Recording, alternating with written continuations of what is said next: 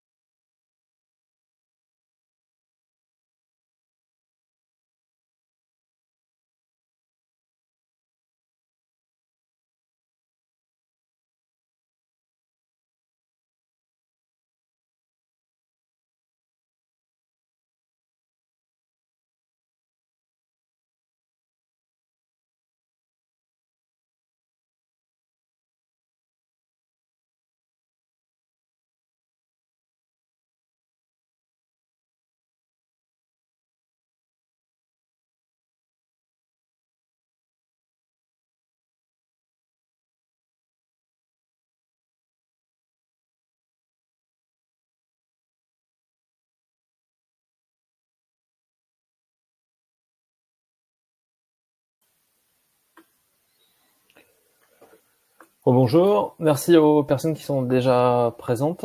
Je vous propose d'attendre encore un petit peu. Allez, on va dire qu'on va démarrer pas plus tard que 10h05, mais le temps de laisser les personnes qui s'étaient inscrites nous rejoindre. Et on lancera la présentation avec Cyril.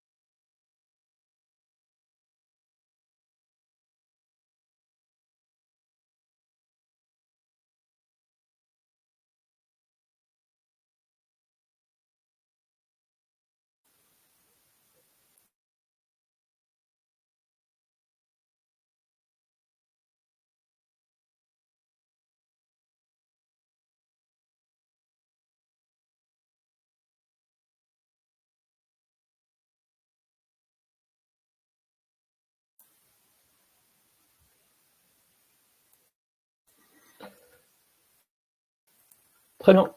Rebonjour, bienvenue sur ce webinaire qu'on va animer mon collègue Cyril Maté et moi.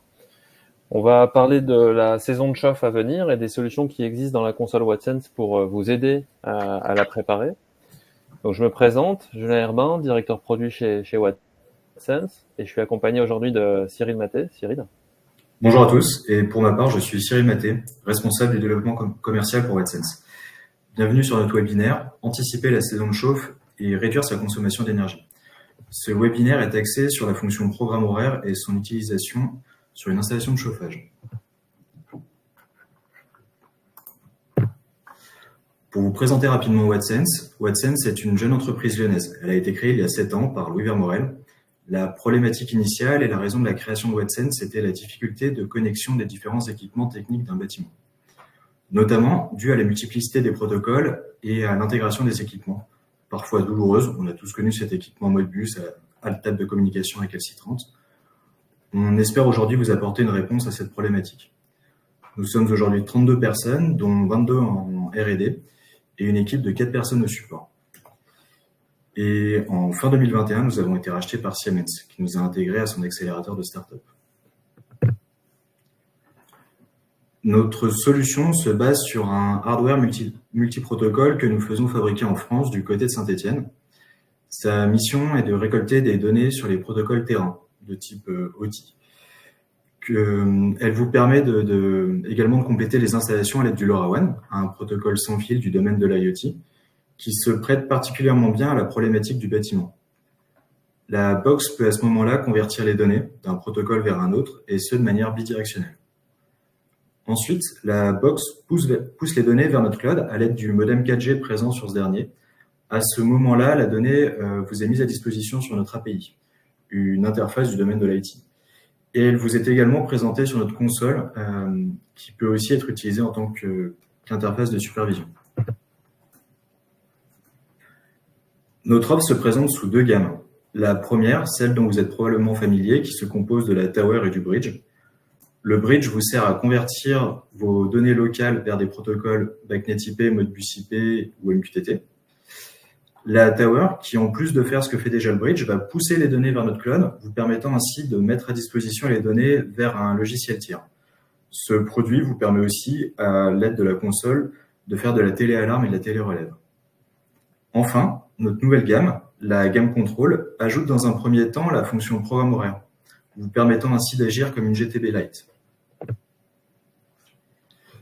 Si nous revenons à la problématique initiale et à ce qu'on voulait vous exposer pour le webinaire, c'était la fonction programme horaire.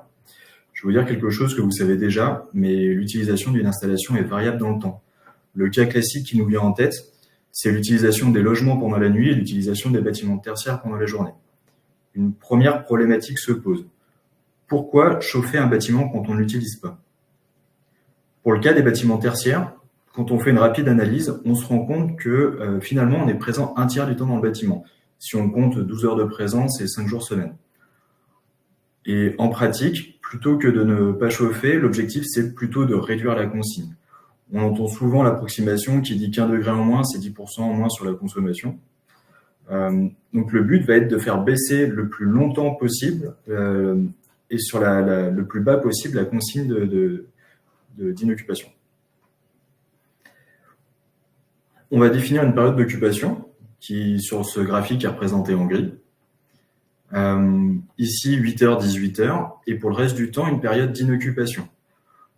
On pense à ajouter un petit temps de préchauffe. On parle souvent d'1 heure avant la période réelle d'occupation. Cette durée correspond à l'inertie du bâtiment. Elle est donc variable. Sur ce graphique, c'est la partie qui est représentée en jaune.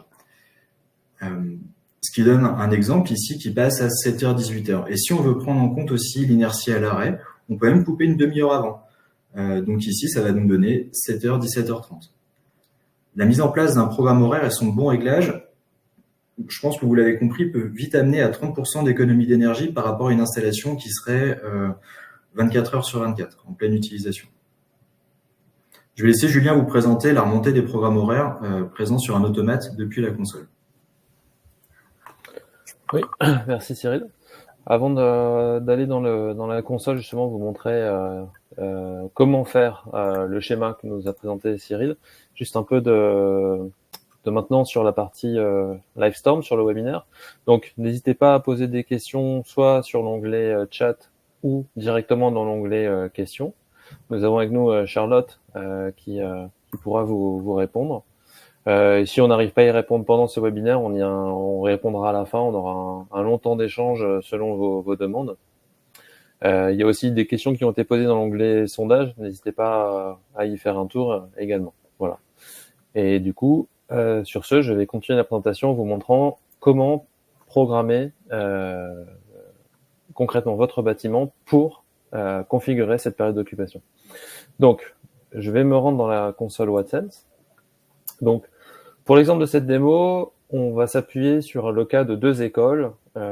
Une école qui est équipée d'une tower WattSense. Donc, comme l'a dit Cyril, avec la tower, les données vont remonter sur le cloud WattSense et être historisées pour que vous puissiez les récupérer par API ou faire un monitoring à minima sur la console avec des dashboards, avec des alarmes.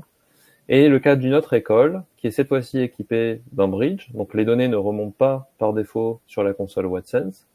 Par contre, je peux pousser une configuration, visualiser les données temporairement pour venir faire des modifications de configuration et je vais récupérer mes données en local.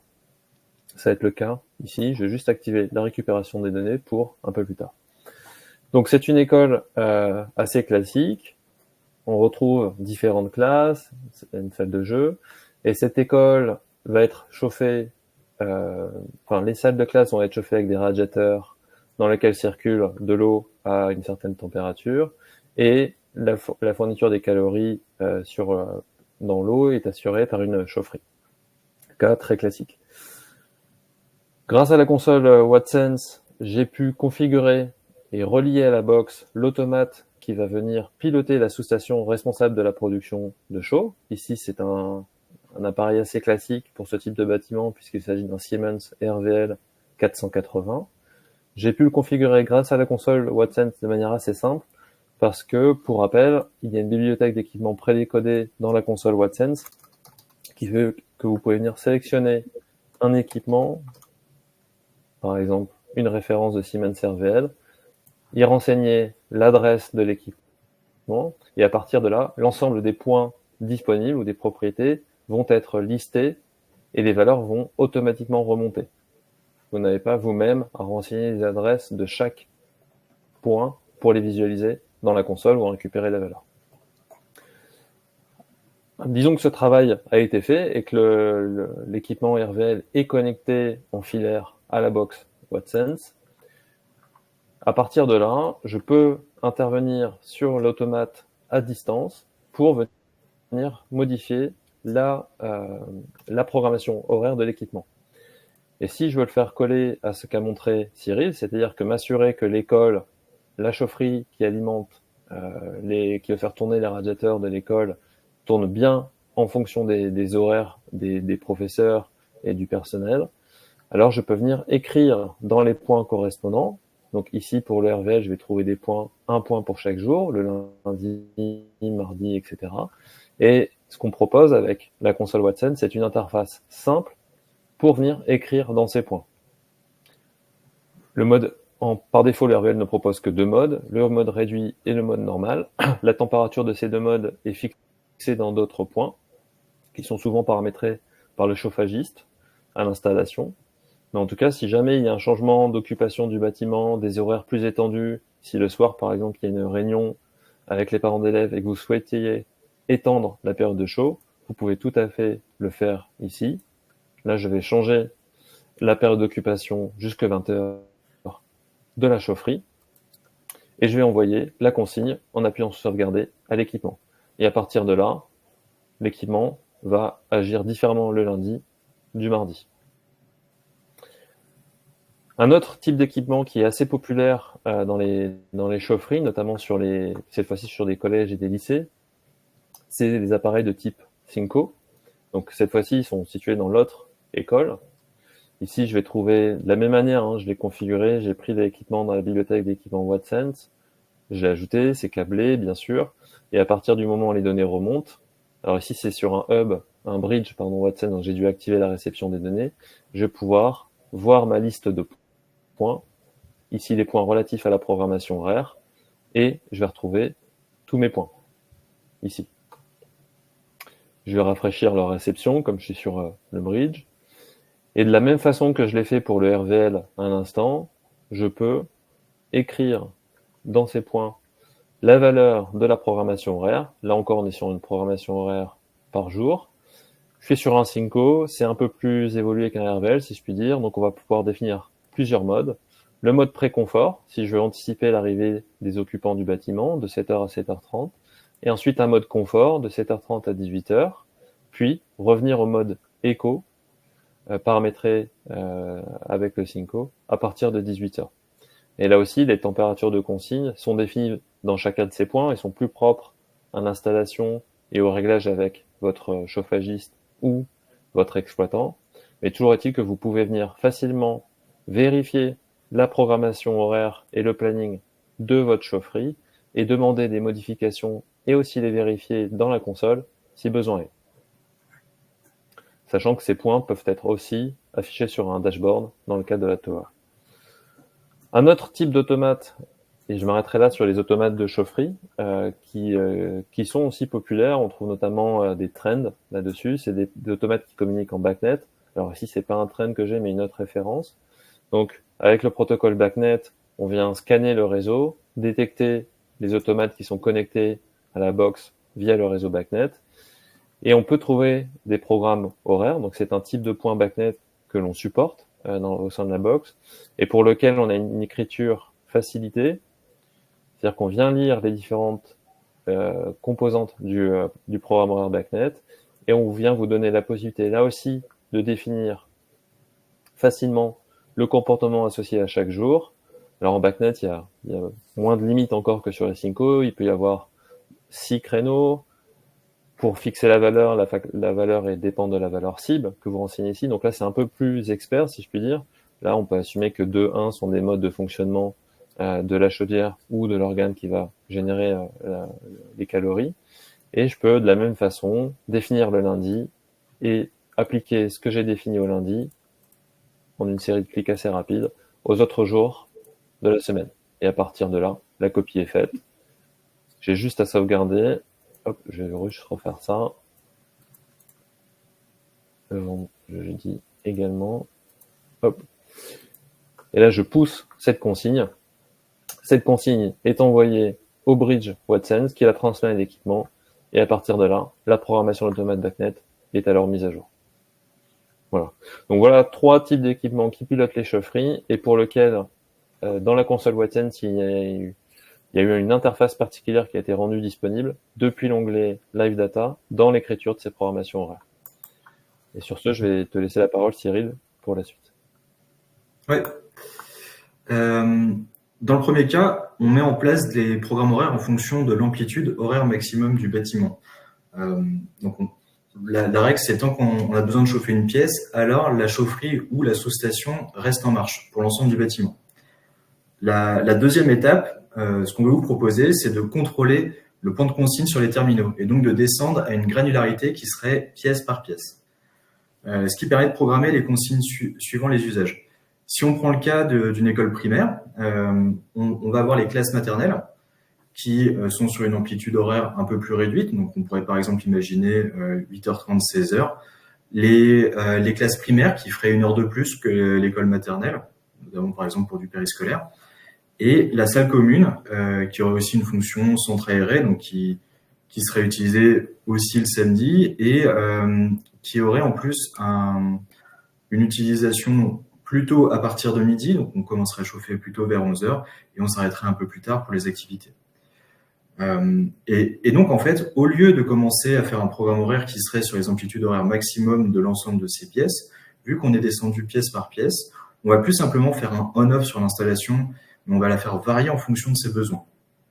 Ce que vous voyez en vert, sur le tableau, quelque part, c'est la potentielle économie qu'on pourrait générer sur ce bâtiment. Je vais laisser maintenant Julien vous présenter les programmes horaires appliqués aux terminaux. Oui. Et je répondrai à la question de Sabine. Et d'ailleurs, j'incite les autres personnes à ne pas hésiter à poser des questions à la fin de la démo, parce que je pense que ça va être plus clair et on aura une vue d'ensemble justement pour mieux répondre à la question avec tout le contexte. Donc je vais revenir sur la console Wattsense. Hop. Donc là, on est dans dans un contexte légèrement différent. Donc, disons que jusqu'à présent, on a configuré la chaufferie, comme le disait Cyril, pour venir chauffer tout le bâtiment, hein, de 7h30 à 18h, l'école en l'occurrence. Et ensuite, on veut ajuster le chauffage selon l'occupation des zones ou des salles pour ne pas chauffer une salle de classe alors qu'il n'y a personne. Et en parallèle, on a quand même besoin de chauffer la salle commune, mais pourquoi chauffer la salle de classe dans ce cas-là? Donc là, c'est une fonctionnalité récente qu'on vient d'ajouter à la console Wattsense et au produit Wattsense, qui passe par la nouvelle gamme Control que Cyril vous a présenté tout à l'heure. Et cette gamme Control vous permet d'écrire des plannings. Alors, vous allez trouver dans l'onglet Configuration, quand vous êtes éligible à cette gamme, une nouvelle option, Planning, qui va lister les plannings que vous avez déjà créés. Alors, je vais vous montrer à quoi ça ressemble, un planning, et puis après, on fera la démo ensemble de l'écrire, de le créer à partir de rien. Donc, un planning, ça vous donne un aperçu de l'usage qui est fait d'une zone du bâtiment, d'une salle du bâtiment, de tout le bâtiment, c'est à vous d'en décider. On est sûr, là où on était dans la chaufferie, dans la conversation précédente, on va plus être sur les émetteurs, c'est-à-dire les émetteurs qui transmettent la chaleur à une salle, comme des radiateurs. Ici, je suis dans le planning de salle de classe.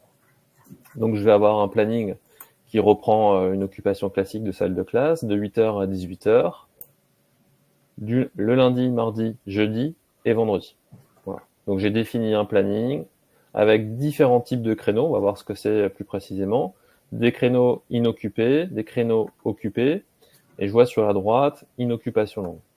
Le planning est hebdomadaire, donc il va venir se répéter toutes les semaines, excepté si j'ai indiqué des comportements différents, ce qu'on appelle des exceptions ici. Donc là, c'est une école, donc il va y avoir les vacances d'été. Et pendant les vacances d'été, on va voir que le planning indique qu'on est dans le cas d'une inoccupation longue. Pardon. Maintenant, sachant que c'est une école, j'ai aussi prévu et renseigné mes vacances scolaires. Donc si je vais quelque part en octobre, je vois qu'il y a les vacances de la Toussaint et que là aussi, le planning indique que l'école est occupée la semaine avant les vacances, mais à partir des vacances, je passe en inoccupation longue. Et qu'est-ce qui va se passer durant ces plages? Là, c'est le lien entre le planning, les types de créneaux que vous allez créer et un ensemble de propriétés que vous allez choisir. Donc ici, on va dire que j'ai des radiateurs dans lesquels circule de l'eau, les radiateurs classiques qu'on a tous rencontrés, qui ont été équipés par mon partenaire de têtes thermostatiques communicantes sans fil, donc avec la technologie LoRa. Ces têtes me permettent de fixer une température cible. Donc j'ai 2 radiateurs par classe. Ici, la classe de CP a 2 radiateurs, le radiateur 1 et le radiateur 2. Et je vais venir dire pour tous mes radiateurs et toutes mes têtes que la température est de 20 degrés pendant la période occupée. À l'inverse, quand je suis en inoccupé, j'aurai une température de 15 degrés. Et en inoccupation longue, je vais avoir une température de 9 degrés. Donc voilà à quoi ça ressemble dans la console. Maintenant, je vais vous montrer comment on peut recréer ça assez rapidement. Et là, il n'y a pas besoin d'être expert. C'est vraiment notre parti pris chez Wattsense, c'est de vous simplifier la prise en main de vos bâtiments. Donc, je vais venir supprimer ce planning.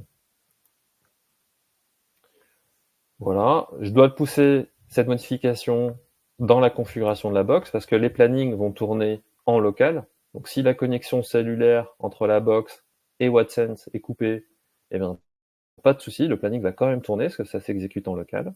Donc ici, je pousse ma configuration. Donc là, la box va être mise à jour pour ne plus piloter les salles de classe. Voilà qui est fait. Donc, je retrouve mes 2 autres plannings. Donc moi, j'ai créé un planning de salle commune et un planning pour le bureau de l'agent d'accueil. Maintenant, on va créer ensemble un nouveau planning. Donc ce planning, on va garder le même nom, planning salle de classe.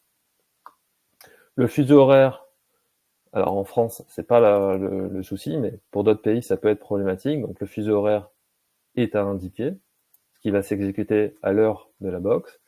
Et je vais définir ce qu'on a vu tout à l'heure, mes types de créneaux. Donc, pour une école, c'est assez simple. Et là, je vais choisir un planning qui reflète une occupation, donc un usage des salles de classe. Donc, je vais dire que les professeurs peuvent arriver à partir de 7h30. Et en général, ils partent à 18h, mais je vais capitaliser sur l'inertie du bâtiment. C'est-à-dire qu'une fois que mon bâtiment a été chauffé jusqu'à 17h30, je peux réduire le chauffage, mais je vais quand même conserver de la chaleur. Donc, c'est ce que je vais faire ici. Je vais dire que ça correspond à un type occupé, et je vais venir appliquer ce créneau aux autres jours. Voilà. Donc en 4 clics, ici, j'ai pu paramétrer toute ma semaine. À l'installation, vous allez voir par défaut, on vous propose 2 créneaux, occupés et inoccupés, mais vous pouvez définir d'autres créneaux ou venir les modifier selon l'usage que vous souhaitez faire du bâtiment. Là, il faut vraiment que ça corresponde à l'usage qui en est fait. Une fois que j'ai fait ça, je précise quel créneau va s'appliquer en dehors de la période des périodes déclarées. Donc, qu'est-ce qui va se passer le reste du temps? Ici, inoccupé. Donc ça, on vient de définir le planning qui va se répéter toutes les semaines. Maintenant, on peut choisir des exceptions. Donc, les exceptions sont communes à une box et vont venir préciser un comportement différent de celui précisé dans le planning. Là, je vais accéder à une liste de mes exceptions. Je les ai déjà créées, on les a vues tout à l'heure, les vacances d'été, vacances de la Toussaint, journée porte ouverte, par exemple, vous pouvez le faire aussi. Si j'en ajoutais une, c'est assez simple, je pourrais créer les vacances de Noël. Je vais dire que cette exception a lieu sur une plage, parce qu'elle s'étend sur plusieurs jours. On va dire que les vacances de Noël, j'ai pas calendrier scolaire en tête, mais je pense qu'elles vont commencer sans doute le 21 et qu'elles vont se terminer en 2025. Le dimanche 5. Je vais pas préciser une récurrence annuelle pour cette exception parce que les dates des vacances de Noël sont fluctuantes selon les années. Par contre, si j'étais sur la journée le 1er mai, je pourrais venir mettre une récurrence annuelle. Et à partir de là, l'exception va se répéter tous les ans. Pendant les vacances de Noël, le bâtiment, les salles de classe seront inoccupées. Il y a peut-être un centre aéré, mais ça touche à la salle commune, donc pas mes salles de classe. Donc je vais dire que c'est toujours le même créneau qui va s'appliquer. Et ce sera le créneau inoccupation longue, ce qui va me permettre de descendre ma température des émetteurs et de la mettre en mode hors gel pour le bon maintien de tout ce qui peut être dans une salle de classe et du bâtiment. D'accord? Alors, selon votre chauffagiste et votre bâtiment, là, c'est à vous de fixer la température appliquée pendant le mode, entre guillemets, inoccupation longue ou hors gel. Ici, je viens sauvegarder et je viens sélectionner parmi cette liste les exceptions qui m'intéressent pour mon cas d'usage. Moi, je les ai toutes prises. Et on vous donne la liberté de définir toutes les exceptions possibles qui correspondent à la réalité de votre bâtiment, de votre quotidien. Et vous pouvez préciser la priorité de ces exceptions, pardon. Donc ici, c'est le cas, j'ai 2 périodes qui vont se chevaucher, parce que j'ai une journée porte ouverte pendant les vacances d'été, soit, et bien je peux dire que la journée porte ouverte va être plus prioritaire que les vacances d'été. Donc même si je suis en inoccupation longue du 7 juillet au 18 août, et bien exceptionnellement, le 10 juillet, je vais avoir le programme qui est défini dans la journée porte ouverte, avec 2 tranches d'occupation de mon bâtiment. Voilà, donc là, j'ai sélectionné mes exceptions. Je passe à l'étape suivante, où je viens, une étape assez capitale, associer mes consignes aux différents créneaux que j'ai sélectionnés, pour vraiment influer sur les actionneurs de mon bâtiment. Donc je viens sélectionner les propriétés. Donc ici, je vais trouver l'ensemble des propriétés déclarées sur la box WattSense. Je peux venir choisir, hop, on retrouve les températures cibles des radiateurs de mes salles de classe. Je peux aussi utiliser des fonctionnalités de recherche. Donc là, c'est des raccourcis pour faciliter l'activation. Hop. Là, j'ai sélectionné toutes mes têtes thermostatiques, donc de tous mes radiateurs dans toutes les salles de classe. Je valide. Et à partir de là, je peux définir les consignes des différents créneaux. Alors, je pourrais le faire de manière individuelle. Si jamais je souhaite paramétrer des salles de classe, donner différentes consignes à différentes salles de classe, c'est pas mon intention. Là, je vais faire du en masse, donc je vais toutes venir les sélectionner et je modifie assez simplement les consignes pour dire que quand il y a la présence d'élèves ou d'enseignants, je vais chauffer les salles à 20 degrés. En inoccupé, je vais demander que ce soit à 15 degrés pour avoir quand même un réduit de 5 degrés. Et en inoccupation longue, je vais passer à 9 degrés. Voilà. Et à partir de là, ça a été pris en compte. Il y a un autre paramètre que vous voyez ici, qui est la période d'application. Cette période d'application-là, c'est pour dire, est-ce que je souhaite limiter dans le temps l'écriture de ces consignes à ces équipements? Alors ici, ça m'intéresse particulièrement parce que, étant donné que c'est des consignes de température, si ça avait été des consignes de refroidissement, ce serait autre chose. Mais là, comme c'est des consignes de chaud, je vais modifier la période d'application pour dire que ça s'applique pas toute l'année, mais je vais souhaiter que ça concerne la saison de chauffe. Donc je vais dire que la saison de chauffe va démarrer du 14 octobre ou quelque part en avril. Je connais pas encore les dates, mais on va dire le 18 avril. Allez, je vais recommencer du coup. Hop. Donc je vais partir en novembre, c'est pas grave. Voilà. Voilà, donc j'ai fixé ma période d'application. Et voilà, à partir de là, les consignes vont s'appliquer uniquement à partir ici du 4 novembre. Bien sûr, il faut que je sauvegarde. Et voilà, mon nouveau planning a été ajouté. Je retrouve ma vue calendaire avec mes exceptions. Et comme je l'ai fait tout à l'heure, il ne faut pas oublier de pousser la configuration dans la box pour qu'à partir de là, le planning s'exécute et les consignes soient effectivement envoyées par le boîtier Wattsense aux équipements correspondants. Je te redonne la main, Cyril.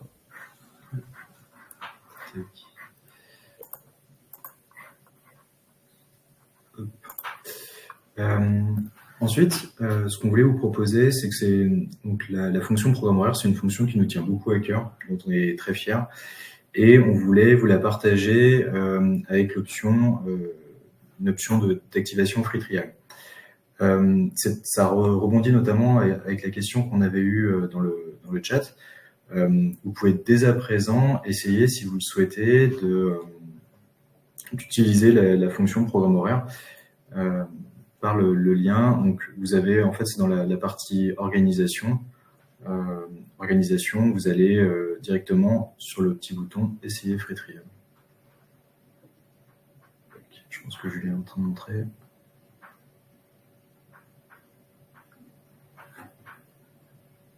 Vous avez déjà voilà, le bandeau qui est là-haut. Et ensuite, ça vous amène dans la partie gestion des box et vous avez le bouton d'essai. Ça vous permet pendant 30 jours de pouvoir notamment jouer, vous projeter avec la fonction, cette fonction de programme horaire, voir ce que vous pourriez en faire. Et puis après, si vous êtes intéressé, n'hésitez pas à nous contacter pour faire un upgrade définitif.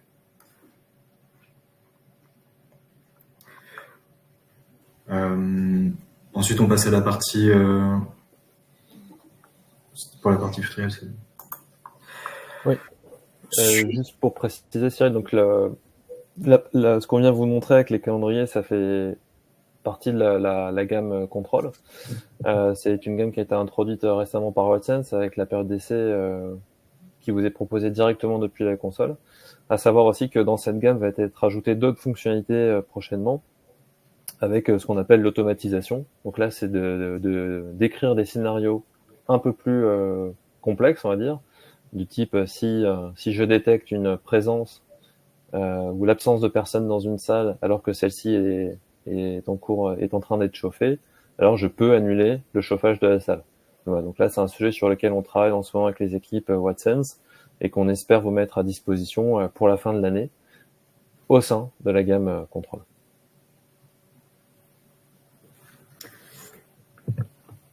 Et après, pour toute la présentation, on vous a présenté ça sur des cas relatifs à une installation de chauffage dans une école, mais on peut aussi bien l'utiliser pour d'autres cas, notamment ce qu'on a vu dans le chat pour la commande d'éclairage. Alors, on imaginait notamment sur l'éclairage extérieur, où ça serait de la commande tout ou rien. On n'a pas besoin de gradation, donc c'est probablement pas en DALI, mais à les faire à l'aide d'un relais programmable. Hein. Par exemple, vous avez des modules déportés en mode bus. Vous pourriez très bien aller commander de l'éclairage extérieur. On peut aussi imaginer extrapoler ça sur de l'éclairage de circulation, qui, pareil, est assez quand même rarement, enfin, est souvent tout ou rien. Et on a aussi les commandes 2 tiers, 1 tiers du parking, qui ont parfois une horloge directement, mais aussi parfois qui peuvent être relayées. On a aussi des idées hein, sur. J'avais vu le cas d'un bâtiment, c'était pour un bâtiment de bureau sur de la plomberie. Ils voulaient vraiment éviter le phénomène de chasse d'eau qui fuit. Et donc, en dehors des heures où ils étaient sûrs qu'il n'y avait vraiment pas d'occupation, il y avait une coupure il y avait une coupure de la vanne d'arrivée d'eau principale. En dehors des heures d'occupation, c'est des choses qui, voilà, c'est libre à votre imagination.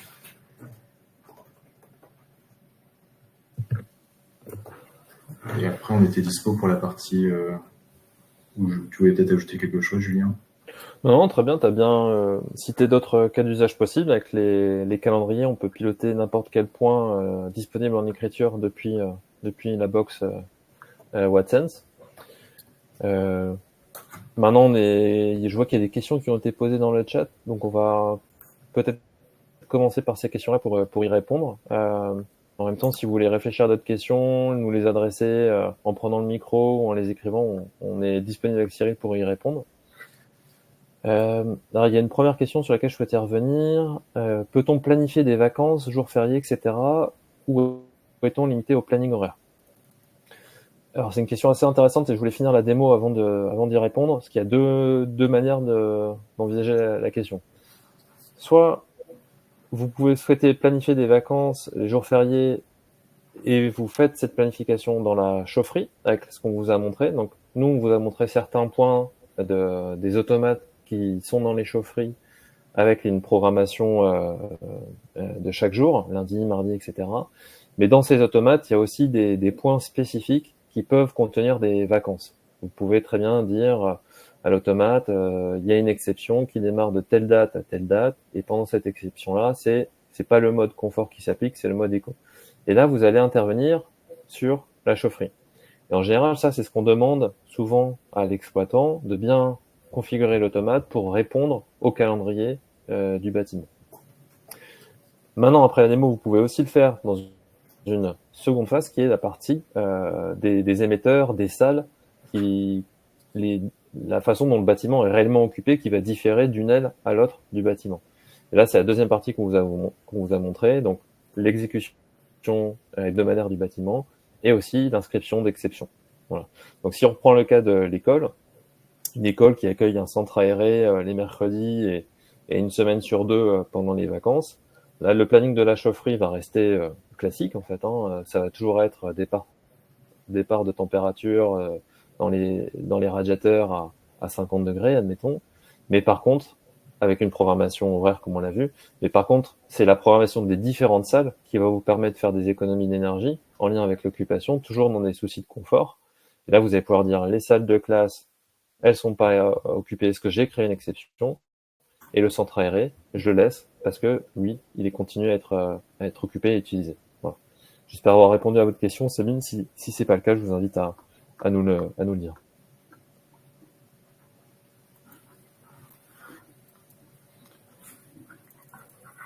Ensuite, il y avait d'autres questions, Cyril, dans le chat, je pense. Ouais, j'avais vu sur la partie est-il possible de les éditer par API? Oui, c'est tout à fait possible. Alors l'API n'est pas encore publique sur les plannings parce que la fonctionnalité étant assez récente, on veut pas trop comment dire, on veut que le contrat d'API soit stable. En tout cas, on a déjà communiqué à quelques partenaires qui s'inscrivent dans cette même logique. Et en effet, vous pouvez synchroniser votre ERP avec l'API pour modifier les plannings. Il n'y a pas de souci, Patrice. Si vous voulez, on peut rentrer en contact et je peux vous passer la version actuelle du contrat qui sera peut-être amenée à être changée, mais là, on vous préviendra bien sûr. Ça, c'est une question intéressante, notamment pour les universités. Je sais pas, Patrice, quel est le type de bâtiment que vous opérez, mais les universités, avec les plannings des amphis et des laboratoires, c'est particulièrement intéressant de venir synchroniser le logiciel d'édition de classe avec les plannings Wattsense.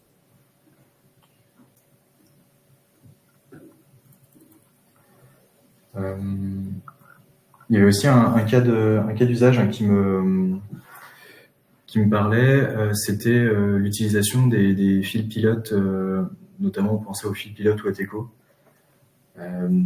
C'est tout bête, mais pour l'avoir connu, je pense que ça vous parlera aussi, mais pour les convecteurs électriques, assez souvent dans la création même d'un bâtiment neuf, on se dit qu'il y a une pièce qui ne sera jamais chauffée, mais réglementairement on est obligé de mettre un moyen de chauffage, donc on va mettre un convecteur électrique. Et on arrive sur un truc tout bête, c'est qu'on s'est dit on va mettre un convecteur électrique, il sera toujours à off, et en fait dans le cas réel, je pense notamment au vestiaire, et finalement il est toujours à on. Et il est même toujours à on 24 heures sur 24.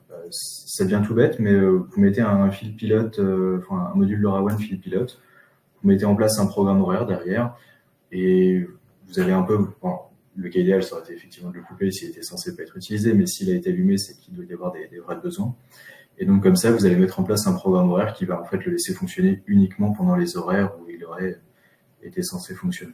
Et là, pareil, on est tout de suite sur un convecteur à 2 kW, et ben en 10 minutes de temps, 10 minutes d'installation, 10 minutes de programmation, vous êtes tout de suite à avoir réussi à économiser 2 kW d'électricité. En effet, il y avait aussi une question sur les éclairages, pilotage d'éclairage. Donc là, ça a été répondu un peu dans le chat, mais en effet, la box n'est pas compatible aujourd'hui avec le protocole DALI. Cependant, il existe des cartes de communication entre des équipements responsables de l'éclairage et de l'IoT, comme du LoRa par exemple. Et là, ça peut être piloté de fait avec la box. C'est le sens de la réponse de Charlotte.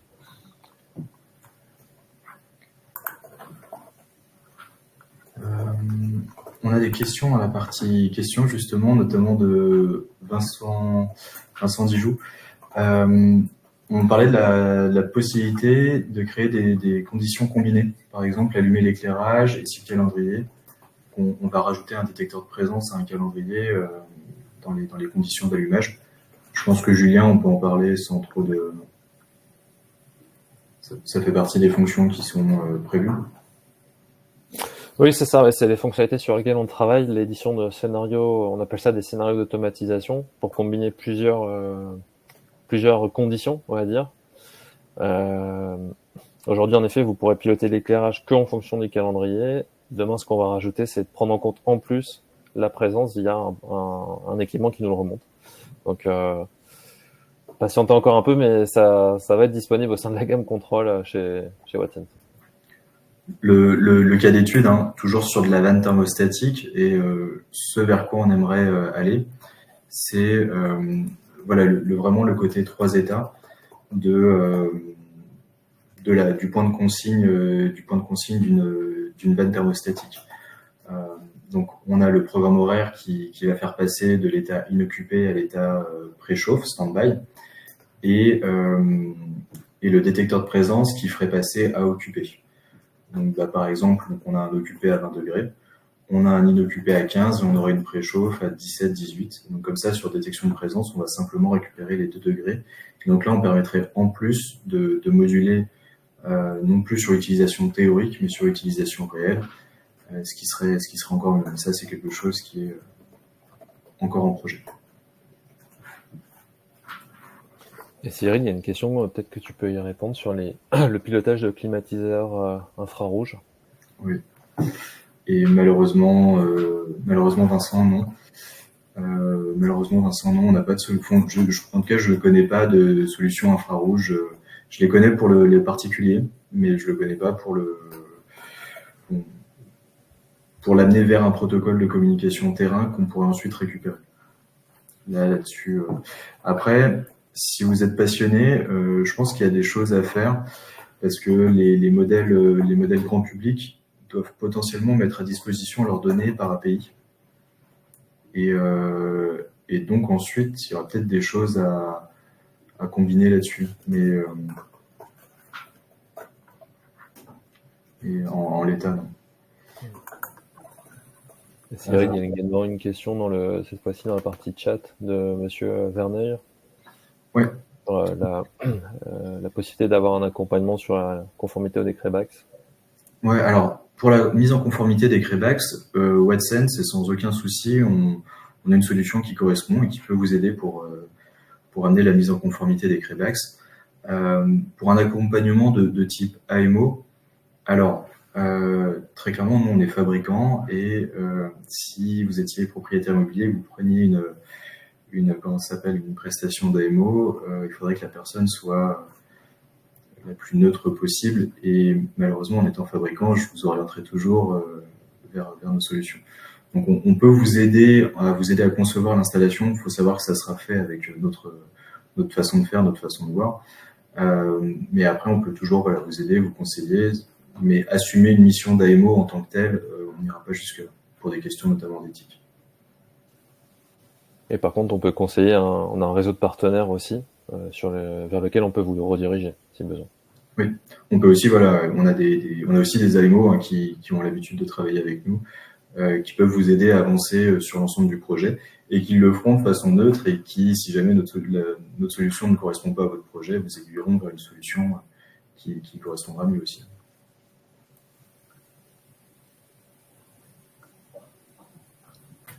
J'ai une nouvelle question.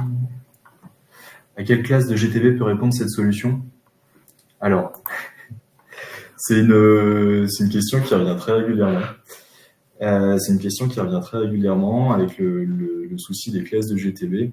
Je tiens quand même en préambule de ma réponse à rappeler que la classe de GTB, il y a quand même un espèce de quiproquo dans la norme qui dit que GTB est l'ensemble des automatismes du bâtiment, alors que GTB dans l'usage commun, c'est plutôt la solution logicielle ou en tout cas couche haute du bâtiment. Donc notamment pour une GTB de classe A ou B, il vous est demandé d'avoir des pompes à débit variable. Et ça, WattSense, le fait d'avoir des pompes à débit variable, on ne pourra jamais vous aider. Cependant, pour la partie qui va vraiment concerner la GTB au sens de supervision, on a une solution qui peut correspondre tout à fait à une classe B, surtout dans la version contrôle. Et alors, pour la classe A, pour être complètement honnête et très clair, on peut, si on a envie de dire qu'on est classe A, dire qu'on est classe A, c'est toujours un peu, en utilisant de la mauvaise foi, on peut toujours prouver qu'on est meilleur qu'eux. Mais à mon sens, notre solution correspondrait plus à une solution de classe B qu'à une solution de classe A, si on reste tout à fait sur la construction d'un projet cohérent. Et enfin, je tiens à mettre quand même un panneau d'attention sur toutes les personnes qui vous proposent et qui vous mettent en avant dès la première page du site web GTB classe A. C'est quelque chose qui est déjà, dans une installation de travaux neufs, c'est quelque chose qui est difficile. En rénovation, c'est quelque chose qui est très, très complexe et qui est potentiellement peu réaliste, surtout si la classe A est motivée par les C2E. Après, n'hésitez pas, on peut aussi discuter ensemble de votre projet et voir ce qui est pertinent ou pas.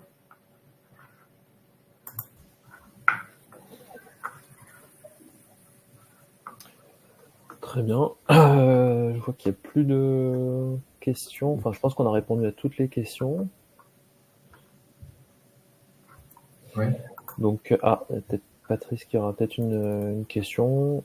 En tout cas, s'il y a des questions qui vous viennent à l'issue de cette présentation, n'hésitez pas à nous contacter. Charlotte vous a communiqué les détails, soit l'adresse support@wattsense.com, ou soit vous nous contactez depuis le site. Avec Cyril, on pourra vous répondre. Il n'y a pas de problème là-dessus.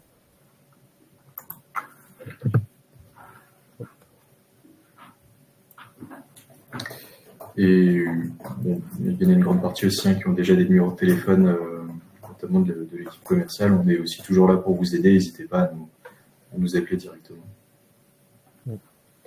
Très bien. Bon, je ne sais pas si Patrice a eu le temps de taper sa question. En tout cas, on pourra la prendre avec plaisir. Ah, ok. Merci à vous aussi. Merci d'avoir été présent à ce webinaire.